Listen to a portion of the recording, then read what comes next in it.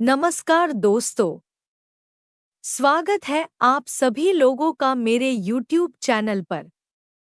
Please आप सभी लोग मेरे चैनल को लाइक व सब्सक्राइब ज़रूर करें। आइए आज अजा एकादशी व्रत की कथा सुनते हैं। मधुसूदन कहने लगे कि इस एकादशी का नाम अजा है। यह सब प्रकार के समस्त पापों का नाश करने वाली है। जो मनुष्य इस दिन भगवान ऋषिकेश की पूजा करता है उसको वैकुंठ की प्राप्ति अवश्य होती है। अब आप इसकी कथा सुनिए। प्राचीन काल में हरिश्चंद्र नाम का एक चक्रवर्ती राजा राज्य करता था। उसने किसी कर्म के वशीभूत होकर अपना सारा राज्य व धन त्याग दिया, साथ ही अपनी स्त्री, पुत्र तथा स्वयं को बेच दिया। वह राजा चांडाल का दास बनकर सत्य को धारण करता हुआ मृतकों के वस्त्र ग्रहण करता रहा, मगर किसी प्रकार से सत्य से विचलित नहीं हुआ।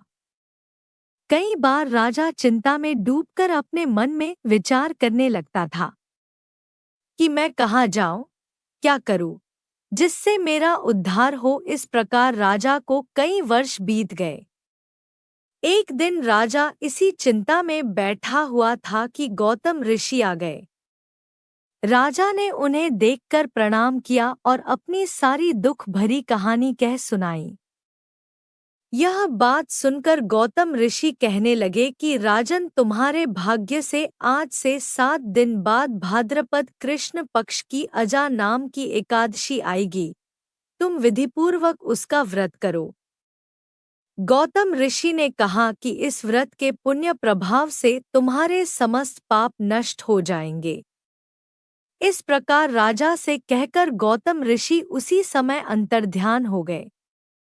राजा ने उनके कथनानुसार एकादशी आने पर विधिपूर्वक व्रत व जागरण किया। उस व्रत के प्रभाव से राजा के समस्त पाप नष्ट हो गए। स्वर्ग से बाजे बजने लगे और पुष्पों की वर्षा होने लगी। उसने अपने मृतक पुत्र को जीवित और अपनी स्त्री को वस्त्र तथा आभूषणों से युक्त देखा। व्रत के प्रभाव से राजा को फिर से राज्य मिल गया।